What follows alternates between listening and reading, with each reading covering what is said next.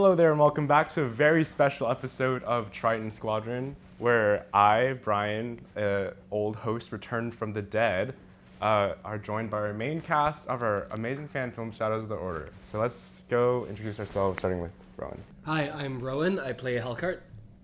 Hi, I'm Mina. Wait, no, I'm Bianca, and I play Mina. Uh-oh. Hi, I'm Catherine, and I play Tylea. Hi, I'm Ryan, and I play Yavez. Hi, I'm Miguel, and I play TK1337. Hi, I'm Jake, and I play Seth. Hi, I'm Shane. I play Reiko. Yes, there have been many times where we're referring to you guys, and I do full on just call you guys Halkard and Mina and... Yeah, apparently Bianca went full method actor on this one. She's like, excuse me, I need to just embody the role for the next few months. Honestly, it's probably because of her makeup process. It's all that time already for So ingrained. Okay, well, first question, I think the most obvious is, how did you guys hear about the fan film? Like, I know, like, Ryan, Miguel, Shane, like, you guys are pretty involved with Star Wars Club and stuff. But for the rest of you guys, how did you guys hear about it? Prepare for the audition or something like that? I actually did not get involved in the Star Wars Club until like the fan film and like the lightsaber stuff. And I actually found out about this from Anish because I ran into him at Sun God. Yeah. I saw a QR code, kind of actually just downstairs, and I scanned the QR code because I was like, ooh, Star Wars, I like Star Wars, and that sounded fun. And for the audition, we had to do a monologue, and so I remember I was scrolling on, like, monologue ideas for the longest time. Oh yeah, how do you guys, like, pick your monologues? 'Cause What monologues did you guys all do? I know, like, Shane did Luthans from Andor. You did something where it was like you were like sitting on a desk and you were looking very intensely. Cause like, okay, cause the one thing that I remember the most from Catherine's audition was like, she was like staring very intensely. Oh, it's from Westworld, right? Westworld, Yeah, yes. that's what it was. It was, I loved Westworld. I honestly couldn't remember the monologue now, but it was the main character in Westworld. She was, I mean, spoilers for Westworld, I guess, but she was talking to the main antagonist. Oh, shit. This is broad. She was speaking to the main antagonist, and she was, kind of threatening him. Yeah. And so I asked Brian ahead. I was like, hey, can I stare at you very intently? Yeah. And it worked, and I think that worked for the character too. And then, Rowan? I found out about the film through the QR code. I passed it like 5 times on the way to class, and on my 6th time I was like, yeah, okay, I'm gonna do this because I've been participating in the lightsaber hangouts for a bit. For my monologue for audition, I just went to like top7monologues.com, but half of them were Shakespeare, so that wouldn't work. So I just picked the most convenient and good sounding monologue. Yeah. What was it? I do not remember. I think it was about a lady trying to sell her house. I feel like that's like a classic, Yeah. Like, it's always, like, the lady trying to sell the house. There's also, like, the I ate them. Like that one that, like, everyone talks about. Like, I ate the divorce papers. Oh, no. I know everyone talks about that one. Can you... Am I crazy?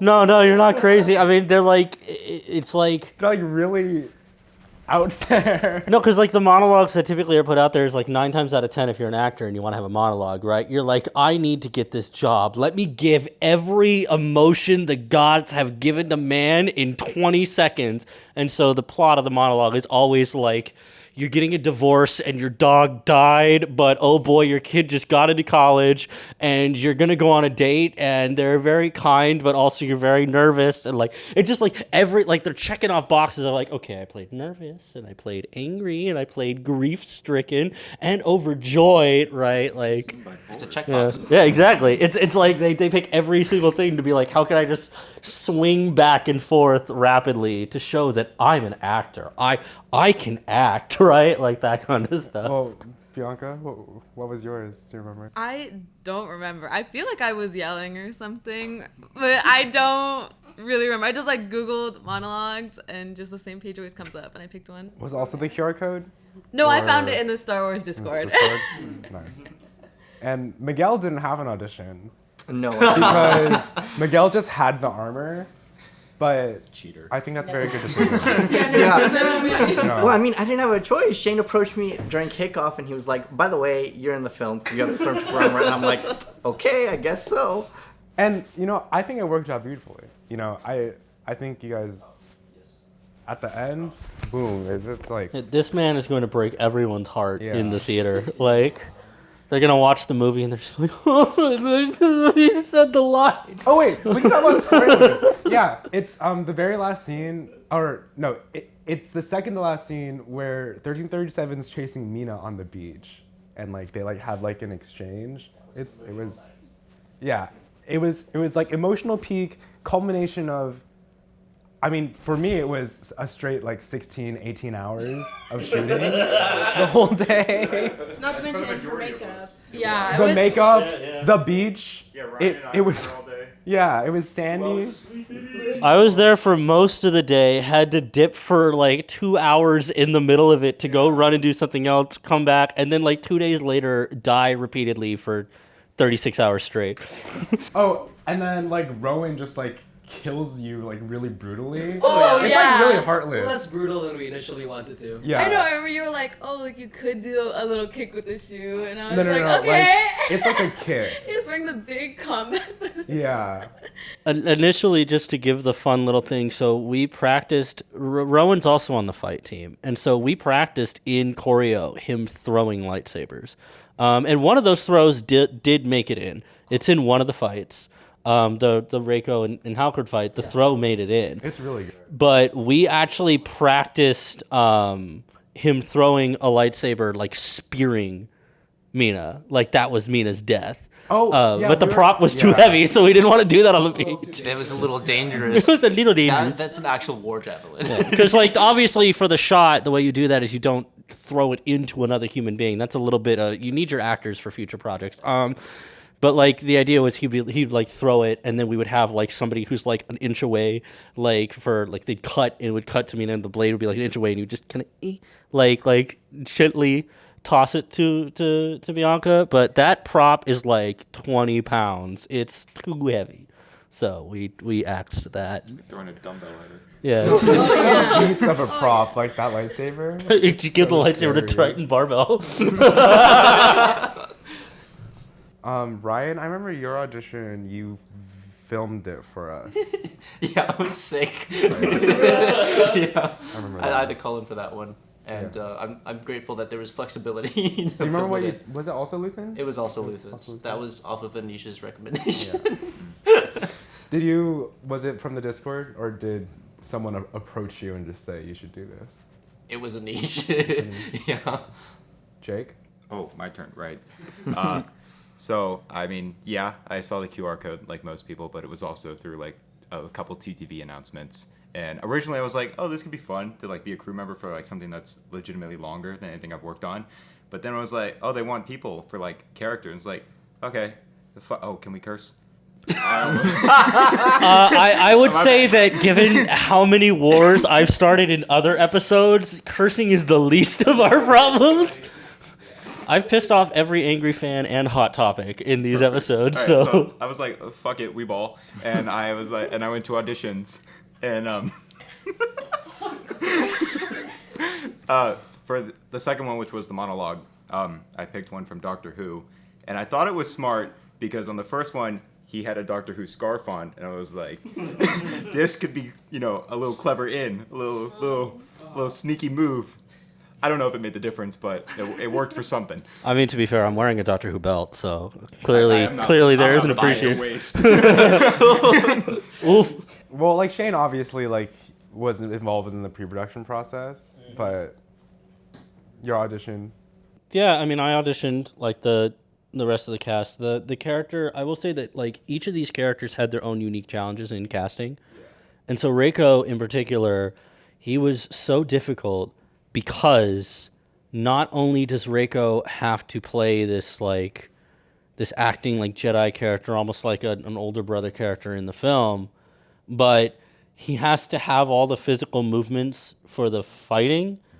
And in my experience, most actors are either really good at acting or they're stunt people, but they're not typically Bolt. So that one, I think we went through like a series of rounds of auditions. Oh, there were and a lot callbacks. of fight calls. Yeah, for that character. It ended up being a thing where it was just like fitting the balance. But I did Luthen's audition because initially I was trying to get his role.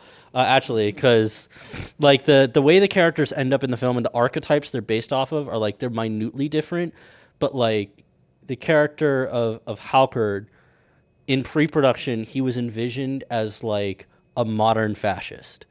Like he was based off of modern fascists, how they speak, how they move, how they talk, and so I love playing villains, so I thought it would be fun. But then it went in the complete 180 opposite direction. Christoph Waltz impression. Yeah.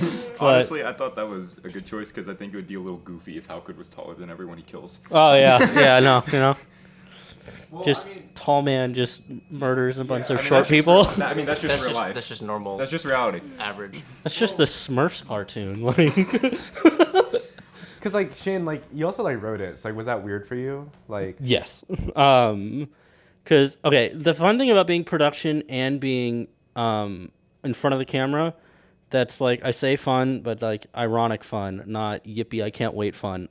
Is that when you see each part of production, you have different parts of your brain that you have to turn on and off. So like for script writing, that took like a month, and we went through like 9 or 10 drafts. There were like 7 people in the room who wrote the story. We had like 4 of them who pored over each draft to be like, can this fit canon? Are we going to break canon? Does everything we've mentioned happen before? Does this make sense in the universe? Just this insane amount of time. So when you're in that moment, like you have the writer's brain turned on, but like once it goes into casting and to pre-production, like you have to turn off that brain where like we had a few production meetings that were in the transition and I'm like, okay, the script is delivered. And they're like, cool.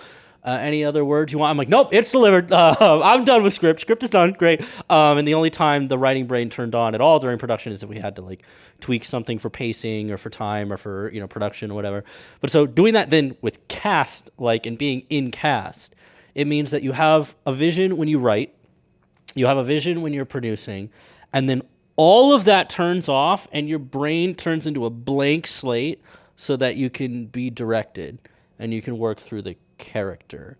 So it's like this weird thing where you feel bipolar because you're just swapping between different emotional states at any given time. But it's fun. I had fun. I enjoyed it. I thought it was fun. Yeah. well, for the rest of you guys, like, did you guys have experience doing anything? Because me personally, like I directed this and I've never directed anything in my life. So I kind of just said, yeah, fuck it, we ball. And like, Ballers. Yeah. and like, it is what it is, But I know, like, Rowan, like, you did, like, theater. I dabbled in theater. I was in the UCSD production of Heathers as ensemble. And it's very different from film, obviously, because, well, for one thing, theater is kind of the opposite of film, where you just rehearse again and again and again, and you only have one performance that counts. Whereas for film, you can just do as many takes as necessary, and there's some fun in that. I do enjoy just having the script, rehearsing on your own, and being able to perform that role again and again and again until it's refined. And so that's my experience with film and theater. Do the rest of you guys have any experience? Jake, I know you're in TTV. Yeah, I mean, I had off-camera experience because I did TTV for not that long, though, before, like, maybe I joined, like, spring quarter my freshman year, and then I became a full member the following fall, which is when this began. Yeah. So just for, like, I did, like, 3 or 4 films where I was either PA or DP. Not a very good one, but, films were made. And then I did, like, school plays as a kid, Wizard of Oz in first grade. I cried, but that's okay. As part of your character? No, I got, like, switcherooed on. I auditioned for the Wizard thinking I was just going to be behind a curtain with a funny microphone, getting to be as loud as I wanted. And then turns out I was the other Wizard that got pulled on stage and had to be like, I'm the great power. And I cried on day 1. Well, so yeah, no real acting experience at all. No, I have no prior acting experience. Class. I did, yeah, that's right. I took TDAC 1, and, It didn't really do much to teach me any acting. It was just like reading out scripts with people. But my friends always call me a drama queen, so I guess that's part of it. Like, That works. I'm good at being dramatic, so I guess I incorporated that. True statement after the beach scene. Dude, He has a thing with his eyes. Dude, I was Yeah, on no, set. I like- was like inches away from you the whole time. The I was eyes? raw. Yeah. Yeah. Ooh. And also, like, speaking like Rowan's point about like theater and like film, like I mean, in film, like the camera's like up in your face. Oh yeah. And I feel like in theater, like you have to exaggerate so much more when you're on stage. The eye vibrations make a difference. Yeah. I did like a middle school play. I was Eugene in Greece. So yeah, that was my experience. I did theater up until probably about 8th grade, so. Like theater or just like school theater. School theater. School theater. Yes, it was fun though. I would say a very little acting experience, but ironically, just after this for work, they said, "Oh, you're gonna be doing like some filming on, next week." And then turns out it was actually like a 10-hour like shoot for Amazon.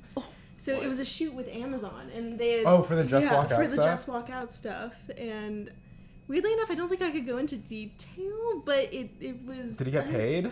Yes. So yeah, so my acting debut, I guess. I've taken like 2 or 3 of the acting classes here. But before that, like nothing really. I mean, in like high school, we had to do like something from like Shakespeare, rewrite it, and then film it for like English class, and we did that. That was like the most on-screen like experience I had before, but nothing like major. And Shane, I know that you've done a lot before. Shane's the only theater kid here. I started stage acting when I was 6. And I did it all the way through my first few years of college. I did some films, I did staged readings, I did activist theater. I was a part of a group that we would go to schools and we would do like anti-bullying presentations, but we would do them like, and we would contact the teachers ahead of time and they would send us like instances they had seen in their classrooms and at their school, and we would then act them out and then act out the effect after the fact on the people that it had happened to, which gets really dramatic because we did a school that had a school shooting like 12 years ago, and that got really heavy. But I would say in terms of acting, I was never a great like straight actor, like straight play actor. I mostly did musicals and like productions with music in it, because my character type for casting was dude with just stupid musical range that just stick him in a character bit part that sings something really high or something really low. Maybe they do something silly, maybe they do an accent, something ridiculous, and that was like my bread and butter. So like, don't judge my acting in this film as somebody who is over a decade of acting experience, because like my acting in theater and film was mostly like character roles. I was a character actor, and my reason for getting cast was like voice and singing. It was never because I could make everyone in the room cry while reading a pamphlet that I had been handed on Library Walk. It was because I could sing it in a vocal range that probably wasn't healthy. So for me, this film was like returning to my roots, but like it'd been several years, extremely rusty.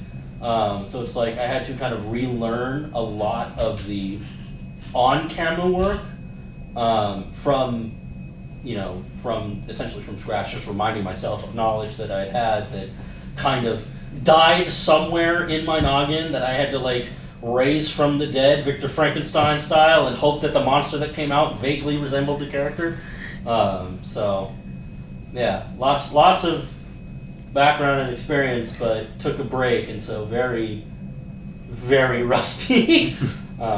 And stepping out of comfort zone, because like this type of character, he's very serious and he's very dramatic and concerned, and he has this great monologue in the middle of it that I dreaded every moment prior to and on set doing, because it's a great dramatic monologue, and I'm not a great dramatic actor. I can do it in an Irish accent, but yeah, it was fun. But it definitely, even with background, it was a learning experience for me.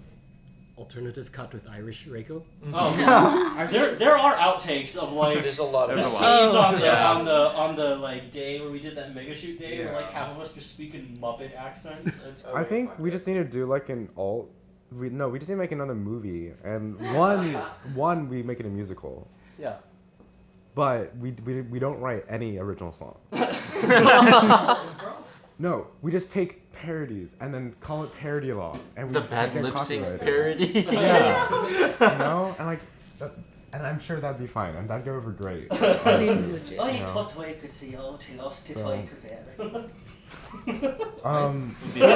So like, I mean, I guess just like talking about your characters, like what helped, like, did anything like help you guys like find your characters? Because for me, like with you guys, this is something that I like regret not doing, but I definitely didn't get into each of your characters as much as I would have liked. So like, did you guys do any like, I don't know, like personal like work with your character at all? Why are you looking at me? Well, I mean, like, just like, for example, like, I know, like, Miguel came up with a lot of, like, backstory for 1337 and a name and stuff. Rowan kind of did. Yeah, I tried to dig into what pre-existing relationship that would be between Hellcard and 1337. I used existing Star Wars villains that I liked as references. So a lot of Rebels characters like the Grand Inquisitor and Agent Callus. Yeah. I obviously realized that Hellcard is written to be sort of a fascist and a space Nazi, as most of the villains in the Empire are, but I somewhat refrained from using real life, fascists and neo-Nazis as references for something that's just a little heavy, for better or for worse. Yeah, Good I choice. avoided that, yes. And Miguel? Yeah, like I came up with a lot of 1337's backstory, seeing like where he comes from. I know that there was a line that I like really worked over to see how he felt. It was when into the box scene, he was talking about his homeworld, and I know like I And rewrote he was it. like, I serve the same amount of people, yeah.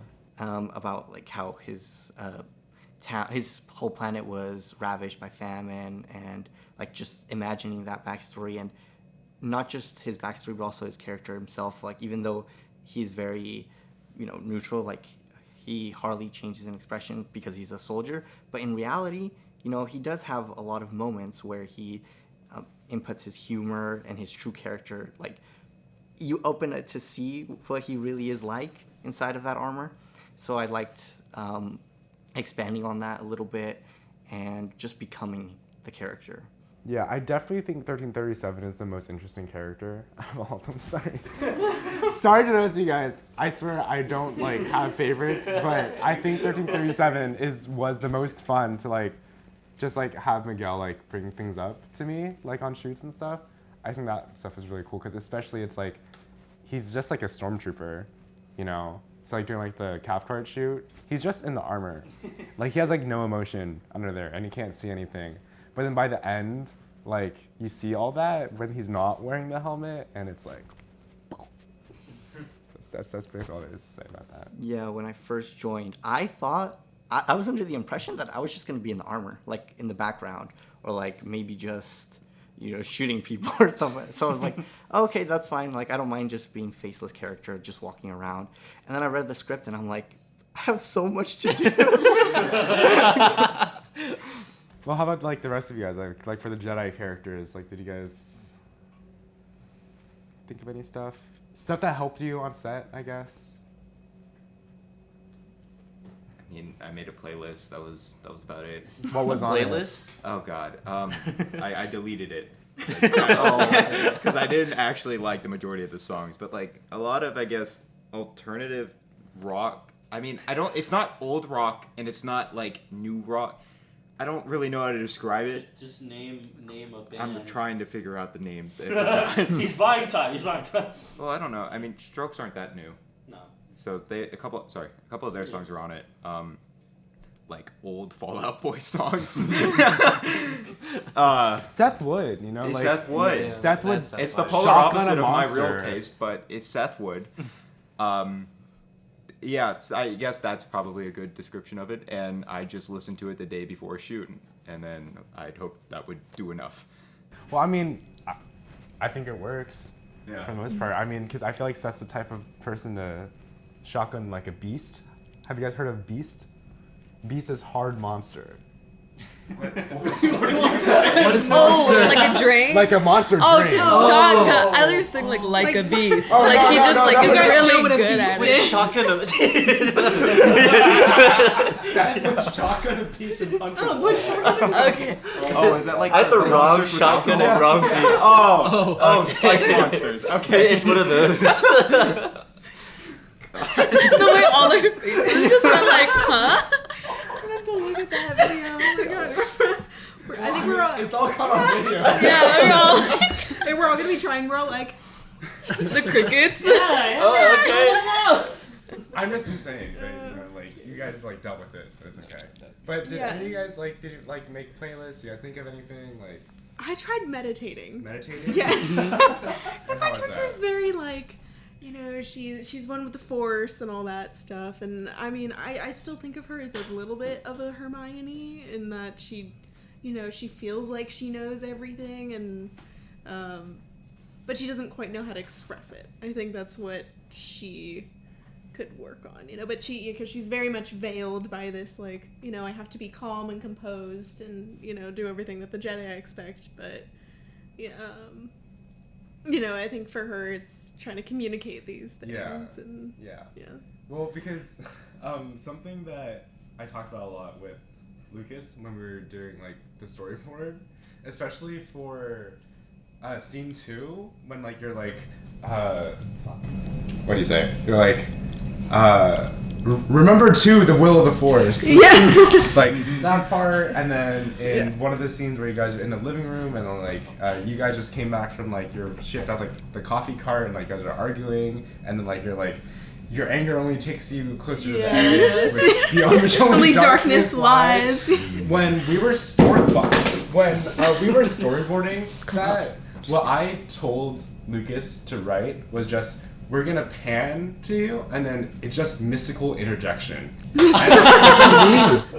Mystical interjection.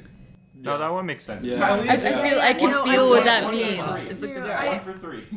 I think She just interjects mystically. she's almost a little Galadriel, not from Rings of Power esque. Yeah. You know, I think Yeah. you know we have. She just I mean, talks. yes, she talks. She has the long robe. Yeah. You know, with all the. It's very, very elven, I think, on set. There were a She's couple a crystal girl. Yes. Yeah. Yeah, she has some crystals. Yeah, and then also something when I was talking when Liam was like doing like the costume, Yeah. I was like, Ryan. you need to make Oh, Tylea's oh, costume. They were so Put the hands in the sleeves. Yeah. Because how I was envisioning it initially was like after Reiko and Yavis have their training fight, you just walk up with like Yeah. the Minecraft picture. But like that did not work. No, I don't think so, but- like that's what I was seeing in my mind. Yes. No, and I think the costume was great. I absolutely love my costume. They're great. Yeah, the costumes are top tier Oh yeah. for everyone. Well, Bianca, do you have anything for Mina? I would say it was probably less of like, you know, like I didn't make like a playlist or anything like that. It was more like from like scene to scene. I feel like there's a lot of parts where I'm either like yelling or being like somewhat like emotional or something. So it was more like for those scenes like beforehand trying to like get into that like state of mind. I know for like the ending scene, like when we had the rehearsal, I was like real like when we weren't doing it, I was like real like quiet, like trying to like stay in that space because it was like really hard.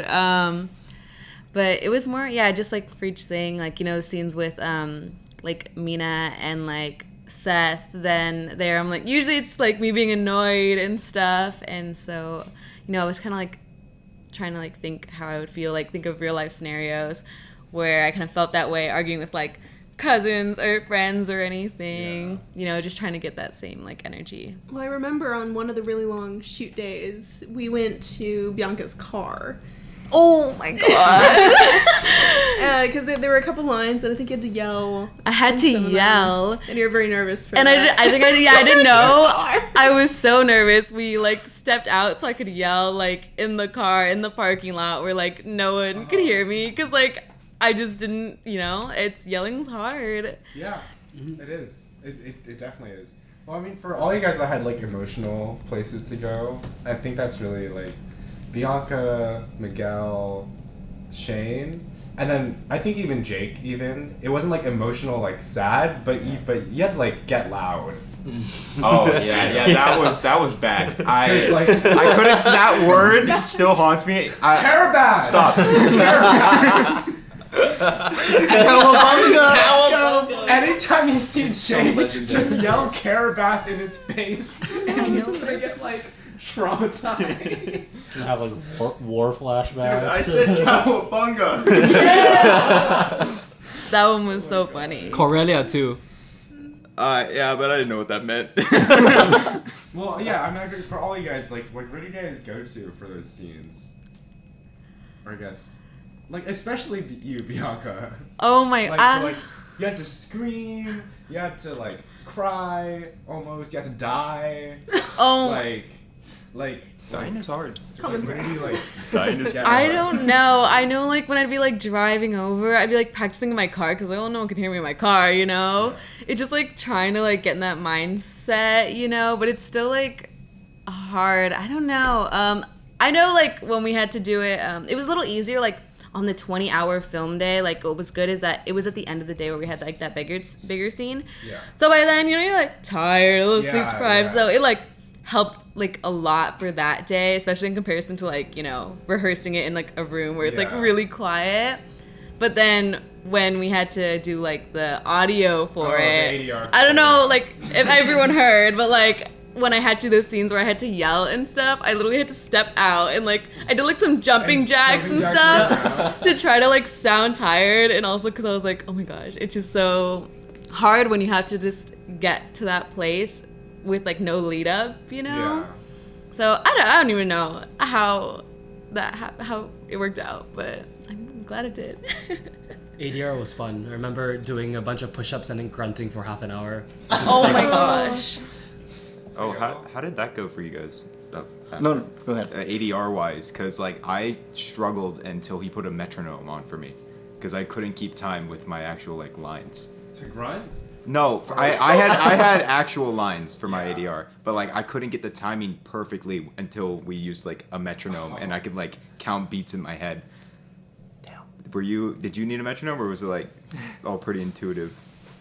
I mean, I was able to follow that like fine. I I didn't remember much for know for that. Bianca's, I was in Oh. the car driving down to San Diego when she was doing her. Yeah, we had him on the session. phone. So on top of like having to do it there, then we had him on the phone too. So I was like, oh my gosh. Is it just for the big scene? Yeah. But from what I could hear, it went well. Great job. So. I guess mine was just like a lot of the times where it's like in the middle of a conversation, so it's like a little Yeah, quip. So maybe that's why I needed the metronome. But I'm glad to know this. We can go back to Miguel now. Well, I mean, I was gonna ask like where you went for the big scenes. The big scene. For those scenes, like I mentioned before, I really try to get into the character. So like, not method acting because I didn't actually become him, but like really trying to get into him, and I channeled like past memories to like.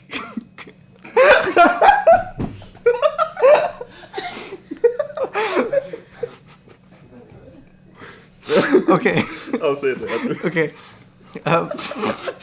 What is Something. I think we've killed them. Okay.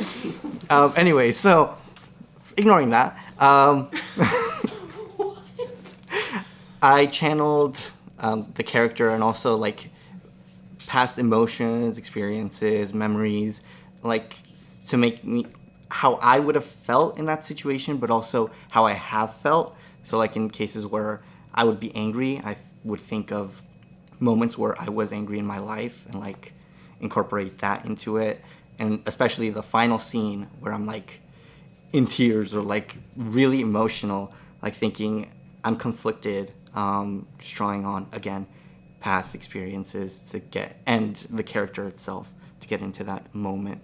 And then for the ADR, yeah, that was that was a challenging experience too, because like Bianca was saying, when you're in the moment, it feels totally different than when you're in the room.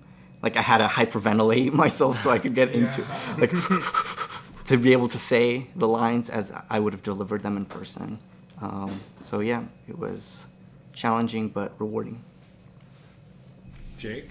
Oh, what? Oh, he said it method acting, and I just pictured like him with the helmet on, staring at a mirror, listening to like, Radiohead or something. I'm sorry. For me, when it comes to drawing inspiration for your character, I found that turning on your frustration brain was easier than turning on your cheeky asshole brain, because that's kind of how my character is. So for me, it came from a place of drawing from places of frustration and stress, and translating that in the scene through the character into being a pompous, pretentious asshole. And drawing inspiration from other people I've known in my life who are kind of like that. Shane? Character work.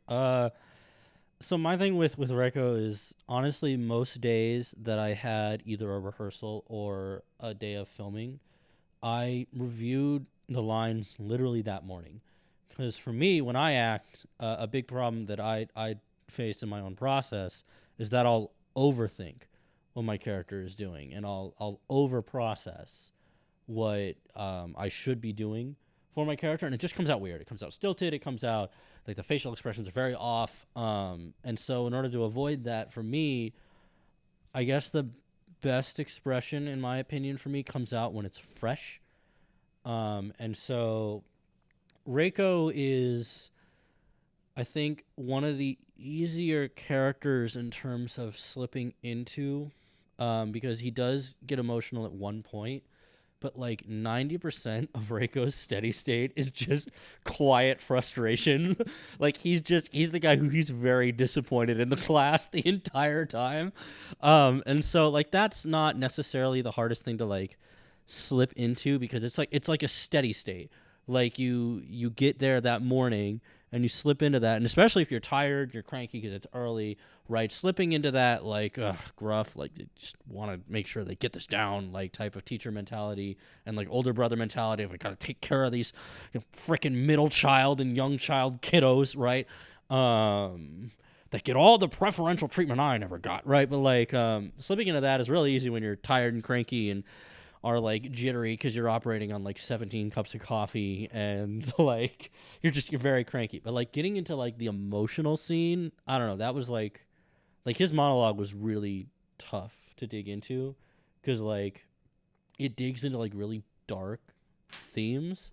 And for me, I don't visualize instances, I visualize like emotions that I've had in the past. So like when I'm doing that monologue, like the emotions that are being visualized, I'm trying to draw upon, like I literally was picturing all the times I knew something or someone who died, like in that monologue. That's what I was trying to draw from, because it's like he 180'd in just one scene, and in all the other scenes of the movie, he's just quietly frustrated. But one scene, That was early like, too, right? yeah. That was an early like scene. That was Yeah. not like, you didn't get to spend a lot of time like with the beach scene. No, yeah, it like literally for that scene, like a character walks in and he's just like immediately like grieved and in bereavement, but he's trying not to show that he's in bereavement, because he very much has the oh god, what's the character from Encanto, the strong sister, Luisa. Yeah. Lisa. Yeah, he's very much got that going in his life, where he feels like he has to hold up the family unit. Like he can't ever get too close or too personal or too emotional, because he's supposed to be like kind of like the stable rock in this ocean. He's not the glue that keeps things together on the rock, but he is the rock that's the foundation that it stands upon, right? Like and so it's like that moment where like it's like you're trying to dive into an emotional state, but you're also trying to hold back from diving into that emotional state, because you're playing a character who's like, he's in grief, but he's trying really fucking hard not to show he's in grief. So that was a really tough scene to kind of. I still don't feel like I got 100% into that headspace for that scene. Like, that's one of the scenes, like, if I could go back and re-perform a scene or refilm a scene, it would be that one, because it's like a thing where it's like, I don't think I got enough into that headspace for him, because it's just such a weird, conflicting, challenging, like, emotional state to create. Well, for like all you guys, I guess, like, are there any, like, I guess just like what stuff like sticks out to you guys from like filming and shooting on set? Well, because I mean, like, also like Rowan, you like worked on props. Shane, you worked on a lot of like the production stuff behind the camera. But like for the rest of you guys, and Jake, I know you did as well.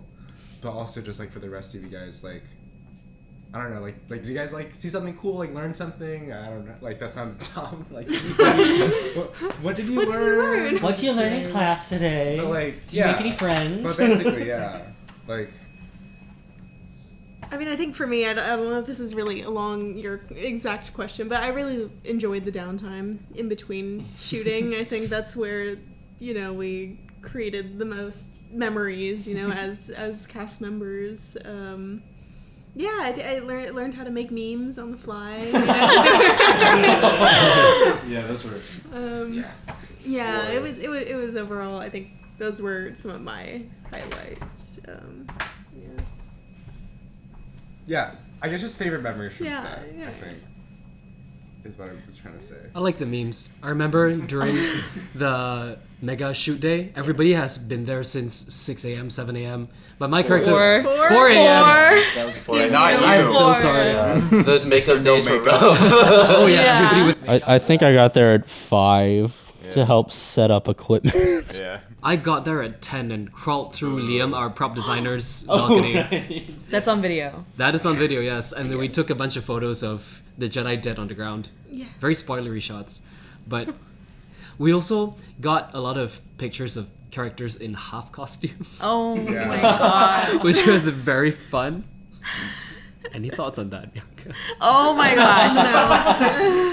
The memes, we should have done a final count of how many pictures I got with me in various forms of blue or like half blue with like characters that I looked like.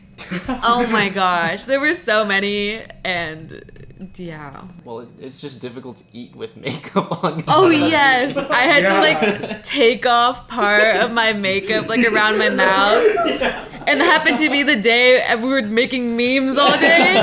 So like half the pictures, I'm like trying to cover my mouth, but it was just.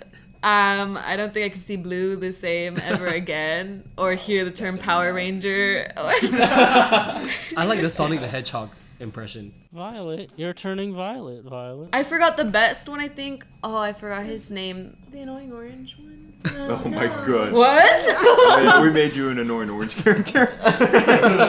Did I see this? Oh, you did. Was the I forget.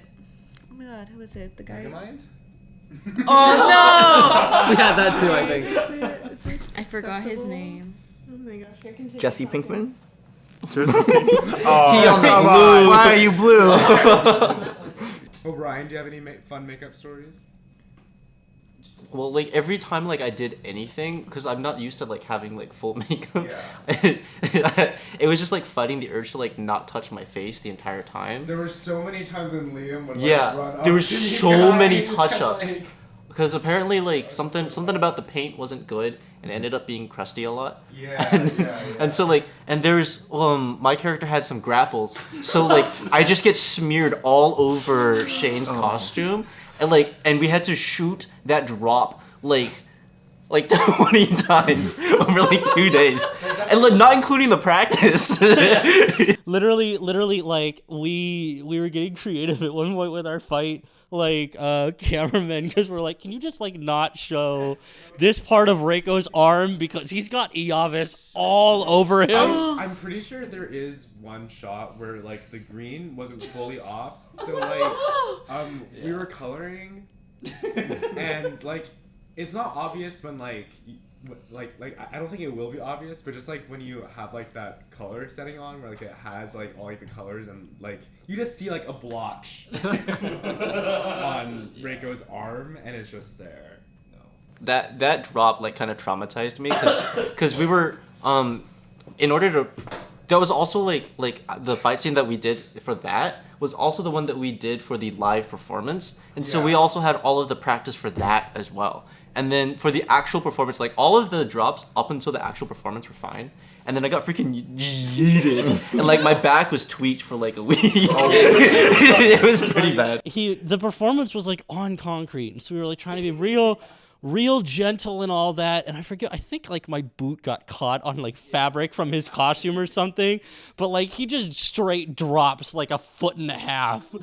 And like you could see it in like there's videos of the performance that we did for the like May the 4th week screening where you just see it and it's like it's a brutality. You look at it and you're like, this hurts to watch. Like it's rough. Did you guys sustain any physical injuries from fight? That last day. The last day was so bad. Bianca seems to be really. Oh, well, because so when we were shooting, like, again, on the big shoot day, I mean, I had, like, some bruises from, like, you know, the kicks and falling on the sand, but I don't know if, like, other people caught this, but one of the times when Rowan went to stab me, it actually hit me in the chest. Sorry for that. And, like, we didn't stop. We kept going. Oh, no. And so I was like, I stopped for a little bit because I was like, oh, I don't know if anyone noticed, but then no one noticed, so we kept going. And I was like, okay, and I had to remember my lines, but I was like, oh, that really hurt. And then, like, a few days later, I had a massive bruise, like, this size on my chest. But it didn't, like, hurt. It didn't, like, hurt, but in the moment, I was like, oh. The disclaimer, we did have safety people on set, so just for people watching the podcast, don't think that we're, like, recklessly endangering our actors. No, it was like one fluke. It was like one fluke time because it was like dark and like I don't know if I moved. That was at the end of the long shoot day as well. The end of the long shoot day, and we had some people like split up so that we could try to secure another site for filming that day. Yeah. So it was pretty distributed. And the oh god. The other injuries. Again, disclaimer that we did have safety people on set. We ran a very safe set, but the challenge when you have this many fights in a film is that every single small accident adds up. And as it turns out, so like we had Mega Shoot Day, right? For most of y'all, Mega Shoot Day was like we got all your scenes done and out of the way. For two of us, that was not our last Mega Shoot Day. Because me and Rowan did 2 8-hour nights back to back. Before I flew back to Malaysia. Before he got on a plane, I had commencement the next day, and he sat next to me at commencement. It was funny because every single fight thing for our fight team went off pretty smooth throughout the whole production. Like there weren't any big significant like screw ups or injuries until those 2 nights. Where, like, I don't know, when I went to commencement the next morning, I could barely walk because both of my knees were incredibly, like, baseball-sized swollen. One of my feet, like, tweaked some muscle kind of severely, so I had a huge limp. I had 3 or 4 gashes on my face from like trips and falls, and because it was night and it was a forest, and like there was once I think that I got hit right here just from like a random fluke with a lightsaber blade that left like a nice little flick the next day. Like my wrist from wielding the stupidly heavy prop for 16 hours straight was I could barely grip with one hand. Like I couldn't hold things. And so it's funny because like this man was sitting next to me like on the day where we're like, yeah, we're graduating, and I'm just like, yeah. Like, oh, hold on, let me old man get up to get my like. It was great. It was great. But yeah, that's probably the most fucked up I've gotten from a production ever. But that is kind of it comes with like we had to get it done. It was 2 8-hour days, And like all in all, for the fact that we have a lot of like kind of wild stunts in this. Like we throw lightsabers in this film. Like for having that and for like having to do fights for that many hours on honestly not enough sleep on a student film, by the way, with no budget. So like we don't have the funds for all of the like multi-million-dollar safety crap that Hollywood uses in these productions. We had to make do with what we had. Multiple characters fall. My character falls onto his face repeatedly over the course of an hour. So like for that, I will say that like I'm really pleased with how we did safety. Because like nothing was broken, there wasn't any like major wounds. Like I was really messed up after those 2 days, like severely messed up. But like a week later, I was fine, and I was back up and running because all of it was like the swelling was from impacts where like I screwed up a parry and a strike got through and it hit the knee. And like it was always like right here, and it was like 7 or 8 times. But like that goes down and the bruise goes away because it's not like you broke a bone. There's no wound or anything like that. It just hurts. The grip strength returned because it was just overusing a muscle. The foot healed. Like everything like turned out fine. So in that sense, yeah, it was all fine in the end. So in that sense, I'm proud of us. But man, oh man, I think I could safely say that I have blood, sweat, and tears in this production. Well, like Rowan and Jake, for your guys' like hand-to-hand stuff, did you guys accidentally punch each other at all? I kicked him once. I don't remember that. Yeah. I feel like I punched He him doesn't sometimes. remember it. No, it wasn't actually during filming. It was during a practice. Oh, We yeah. were practicing on the grass, and I slipped on a hook kick, and so I was like falling over mid-kick, and he stood up early at the same time, and I whacked him right I in the remember side that. of the head. Yes, I remember how that. We did all the checks. He was fine. I slipped. He stood up early, and it was just we had to take a 5. He was fine. He was fine. Disclosure, he was fine. Okay. By the end of the all-nighter, some of the non-contact hits were contact. I don't remember if you actually did you run into the glass during actual Did I don't because I remember I didn't actually hit you, but you like took the effect. Yeah, no, and you ran into Liam's door. There's a shot on camera where like he gets hit and you just like I'm looking away too when it happens and I just hear like a hit second thud and I'm like, what in the hell, did we break something? And I definitely tripped and fell a few extra feet there. Yeah, the boots did not help. Oh, no. I don't know how you did all that in those. The boots were Liam's boots, and they're great boots, but they're a little small for me. So across the couple months that we were filming, the boots would just tear slightly more and more in the inside. So by the end of it, my feet were overhanging about an inch. Don't tell Liam. Boy, Oh, Liam you got knows. them back. Liam's got the shoes back, and apparently they're fine. Liam could just maybe he thought he grew. Oh yeah.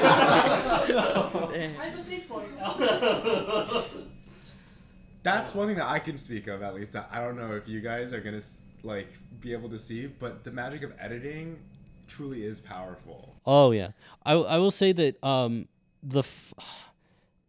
for people who listen or if you're watching the video of this podcast and you decide to do a fan film, take whatever time you think you need for filming, editing, effects of your fight and quadruple it. I would quadruple it for everything. Yeah, but like those, the edits for the fights, like I have seen every single edit to the fights because that's the fight director's job. We direct the fights, but like we went through like I think one of the scenes we got up to like edit like 10 or 11 of like different cuts. There were 2 alternate versions of the Reiko versus Halkard fight. There was 2 versions of the Seth v. Halkard fight.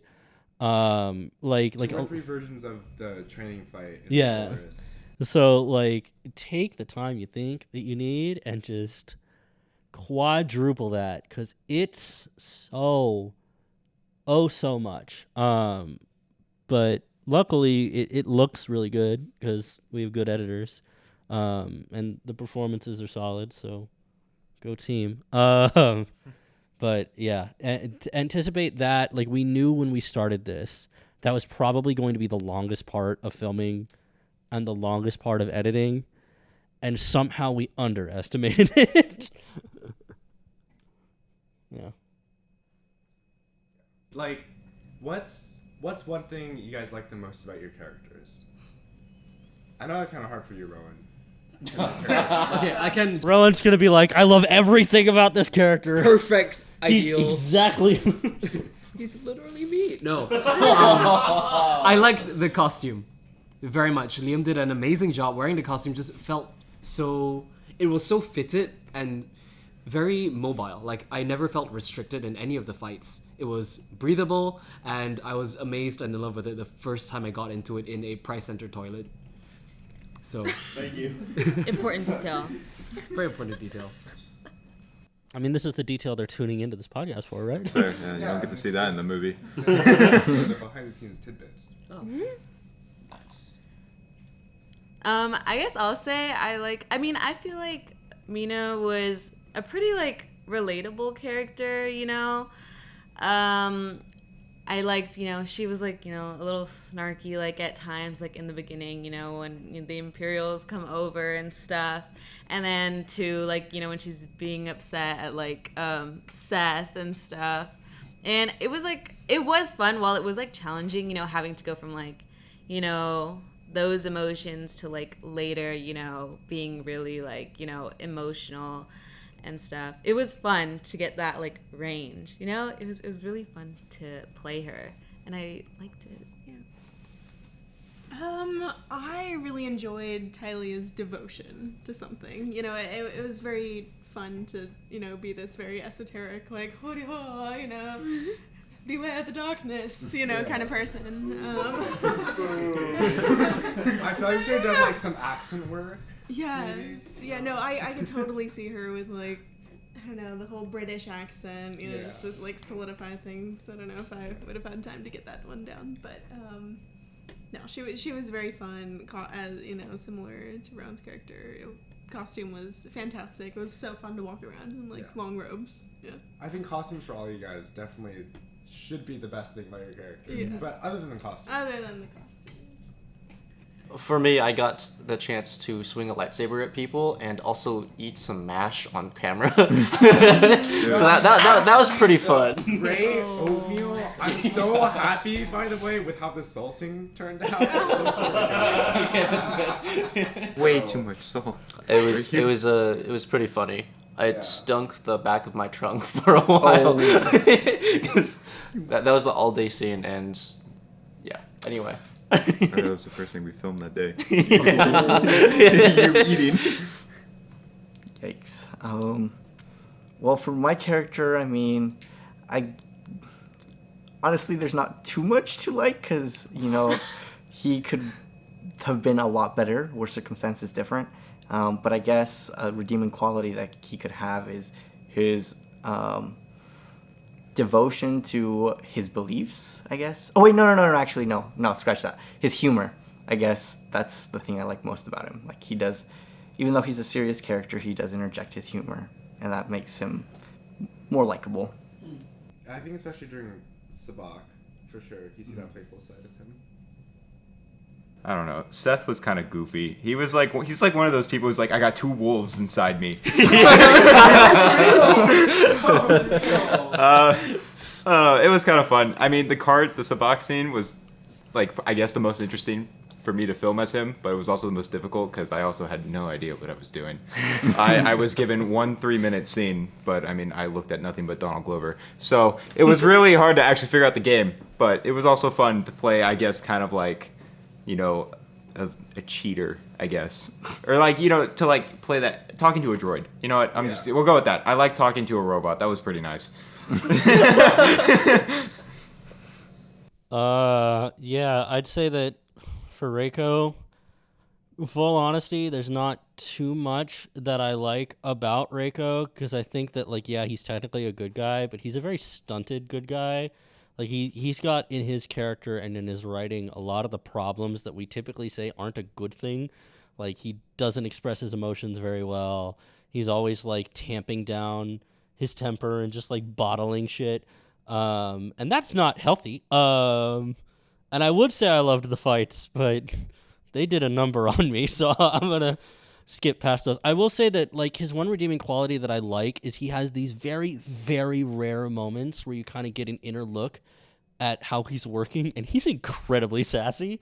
Like it's like very like it's the slight but it's like the slightest glimpses like in some of the dialogue where just like it's when like you're like, oh, it's not the will. I'm like, nope, my will. Like where he just like he'll like clap back in the moment, like just in the sassiest of way, and he does it like maybe 2-3 times in the film, but at least it hints that like, I don't know, if he existed in a universe where all his friends hadn't been murdered in front of his eyes, he'd be a pretty like hilarious person to be around, because he'd just be the sass master of the party. He'd probably be the dude who's like quietly making the most savage memes in the corner the entire time. He's a Reddit mod. Oh god.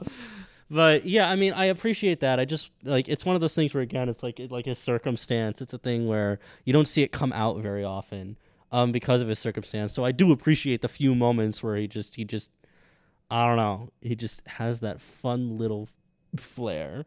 But other than that, please don't be like Reiko. If you're on the internet watching this and be like, I strive to be like this character, please don't. To talk about your emotions and all of that, that's called being healthy. Yeah. Well, I'll talk about my character. The like breakout star of the film is over here. I'm sorry, I forgot his name. Nez. Nez. He's your coworker. How could you? Oh yeah. I think the best part about Mehez is how he doesn't give a fuck. Terrible tragedy.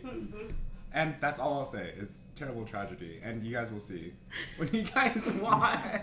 This dude really was like, oh no. Anyways, so like, it is literally the scene after Jake gets violently choked out by like Rowan. morning shift was murdered or Yeah. And then Rowan and Miguel are coming to get more food. And I was like, yeah, they were killed. He delivered it so deadpan too that when I watched the first cut, I was like, holy shit, this is the best moment in the film. Do you guys have any last words you want to say to our viewers, listeners about the movie? Even though this might be coming out after it premieres on Friday? I want to give a shout out to Lucas because there was one shot that he did on the final day that he was so excited about that he ran down the hill in the dark with the camera in one hand. And all of the fight data that we had. And like my very nice cannot replace it camera. and then he trips on a log on the way down, and then he just like does like this roll, and then he lands on 2 feet, and then and then everybody's just kind of like looking at him and is like, do you know what just happened? And then he was like, no, I just kind of blinked out. So yeah, shout out to him for not destroying the camera and the fight data from the last day, and from sticking the landing. Yeah, that was the best safety roll I have ever seen in my life. And not only did he execute the best safety roll, he did it carrying $2,000 worth of equipment. And it was fine. There wasn't even, like, it was on dirt and grass and all that. It didn't even get a leaf on the camera. Like, the camera was pristine. Any other words to our viewers? The people who might be watching the film? Anything you want them to go into it knowing? Go watch the film. They've probably already seen it by now, though. This is Oh. Thank you for Watch watching. it. Do the thing. It's pretty cool. I'll say, keep an eye on more stuff from the club, and keep an eye on like our YouTube channel. If you're in the Discord server, keep an eye on announcements there, and keep an eye on like all of the social media, because this project was a lot, but it's definitely not the last like creative and interesting project in general that the club is considering doing. And they've got a lot of really cool events and projects that they're already discussing for this year, next year, future years that They're all different kinds of things, but It's a not going thing. to be another 40-minute movie. No, it's not gonna be another 40-minute movie. But they've got some really really cool stuff that they're working on that you should definitely pay attention to and just keep checking back on the social media every now and then, because there's just really cool stuff coming down the line, and this is just the first of many dope things coming up. Yeah, and I guess I'll just say, big thank you to all of the cast, not just, sorry, wrong word, all the crew. There we go. Yeah, big thanks to the cast, guys. No, big thanks to the crew. I mean, this, as you just said, was a really big project. And there's, obviously we're the ones here at this roundtable, but there were, many people who, put in just as many hours, especially for those long shoot days, a lot of folks behind the camera. So, big thanks to them for really making it possible. We shot a lot at Liam. I feel bad for him on the psychological Liam's side, because Exactly. all in. we shot a lot at his apartment and kind of trashed it over the course of filming, and then subsequently tried to clean it up, only knowing that we were going to come back in a week. Yeah, and not only that, but the Liam fight had to scene, be in dude. almost every shoot as well, just to make sure that the costumes got patched whenever something happened. So there's a lot that went in, besides the people that are directly on the camera. So, listeners/viewers, if you appreciate what Liam has done, Liam wants you to go out there and write fan fiction, and also donate to the GoFundMe to help reimburse Liam, and also, yes, write fan fiction. Yeah, and I'll give a shout out too, since we're shouting out crew. I do want to shout out my fight team, because obviously both Rowan and Ryan are here, but the thing that behind the scenes you don't see is every fight that's choreographed, we had to spend a month and a half choreographing it, which means that they had 5 to 6 times the rehearsals that everyone else had. They put themselves through 5 to 6 times, because every single movement you see on screen, all 3 of us did at some point leading up to test it and to work it and to tweak it and to make it work. And so we had go through just a huge iterative process, and it wouldn't have looked as good or happened at all if I didn't have a solid team there to back up my insanity and help me test things out that I had in my head, but I hadn't 100% had a chance yet to test in person, because it made the film that much better for it. So Yeah, definitely shout out Zach and Lucas. Zach is huge. Zach is behind the camera right now. Yeah. He's literally right there. But Someone turn the camera. yeah, no, Turn the other camera. A wrap around. yes. Anyways, Zach. just doing a blurry shape. Just big shout out to them, because they definitely helped me a lot, and I learned a lot from both of them. Definitely on set, they helped keep me sane, and lots of cool stuff on camera. A lot of it is them, so it's very cool. So definitely shout out Zach and Lucas. Big shout outs to Brian, our director, Yeah. for putting everything together. Okay, follow the Instagram. Yeah. And make sure, just keep posted for more events from Star Wars Club. Stay tuned. Anything else? Last words, final words. May the Force be with you. Remember, too, the will of the Force. Remember to the will of the Force. No fish. Do you guys want to say the last thing all together?